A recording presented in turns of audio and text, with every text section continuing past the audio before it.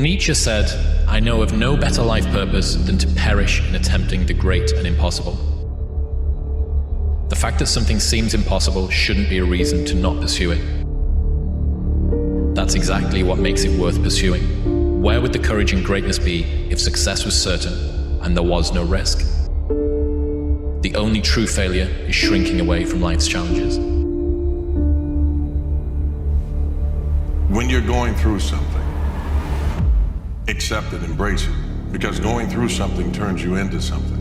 No matter how hard things get, no matter how difficult things become, whatever you face must also face you.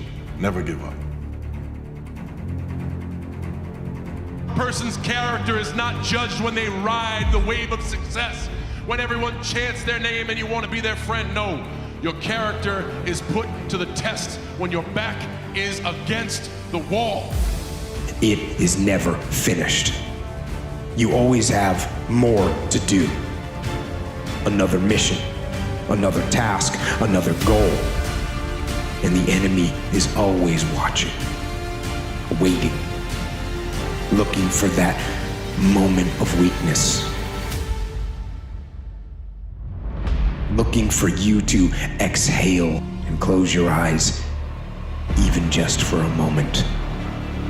And you go through failure alone, but failure has made me who I am today. Failure gives you two choices: you stay down or you get up. See, it takes a great deal of strong courage and commitment on your part to step out a line. You know, Henry David Thoreau says, "A man doesn't keep pace with his companions. Perhaps he's listening to the beat of a different drummer. Let him dance to the music that he hears, however measured or far apart." When you are committed, you're dancing to the beat of a different drummer. Don't expect people to understand you. Don't have time. That's a lie. You're too busy. Sure you are. That's a lot. The excuses are not valid.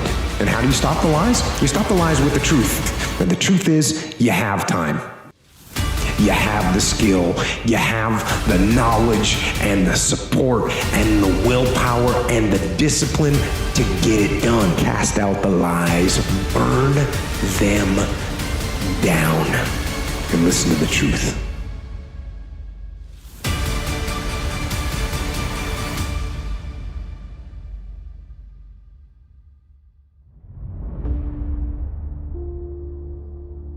In the race of life, life's not going to give you a glass of water when you're thirsty.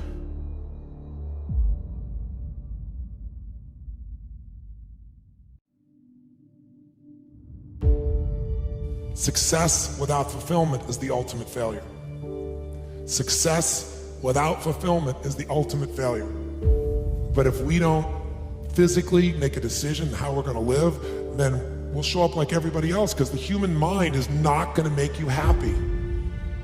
This brain of yours won't do it. You have to direct it. And there's no worse fate than to achieve everything and not be fulfilled. The majority says if you go through heartbreak, if you're on your knees because your life is falling apart, rush out as quickly as possible. What I've discovered is stay in as long as possible, because difficulty is growth in wolf's clothing. Is that people aren't after happiness, they're after not hurting.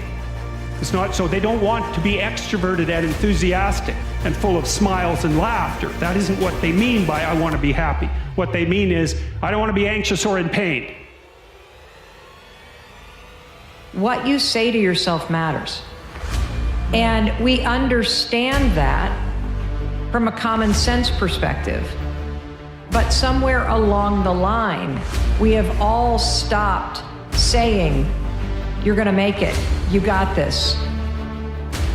And when you start your day by saying, I look terrible, that's not gonna motivate you to change it. And so your sense of feeling like the effort is worth it begins and ends with how encouraging, supportive, and kind you are to yourself. You complaining about your job. You complaining about where you are financially. You complaining about your relationship. You complaining about your opportunities. You complaining. Listen to me. You murmuring and complaining. You complaining and complaining. Shut up. Stop complaining and do me a favor. If you want to make a difference, all you got to do is one thing. This is how you get started. You want something different? Listen to me. All you got to do is make a decision. That's it. And for those of you who've been making the wrong decision, all you got to do is make the right decision. But if you want to make a difference, make a decision. Are you hearing what I'm telling you? Confidence comes from this, because the disease of lack of confidence is you're obsessed with everybody else thinks about you. What are they going to think? What are they going to think? What are they going to think? That's the symptom. The disease is you're worried about your reputation with everybody else because you don't have a good one with you. If your reputation with self is exemplary, you're not concerned about your reputation with others. So self-confidence comes from one simple thing. It comes from keeping the promises you make to yourself. That's it. If you begin to consistently keep the promises you make to you, you will begin to stack upon that self-confidence. There's things that you know you're supposed to do as a human being. Things that you know are going to improve your life. Do those things. We can control what we feel. We can control what we do. We can control what we focus on.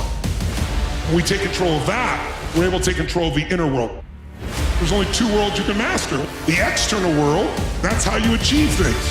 That's how you convert your dreams into reality. How do I take what I dream about and manifest it in the real world? Physically, mentally, emotionally, financially, spiritually, whatever. They're real great masters of the external world, but inside, they're a disaster. How you do anything is how you do everything. This ain't saying, oh man, I gotta do this the way I do that. That's little boy talk. We talking mentality, we talking spirit, we talking disposition. We talking about how we show up and how we work for what we say we want without letting situations, circumstances, and people dictate what we bring into an environment every single day.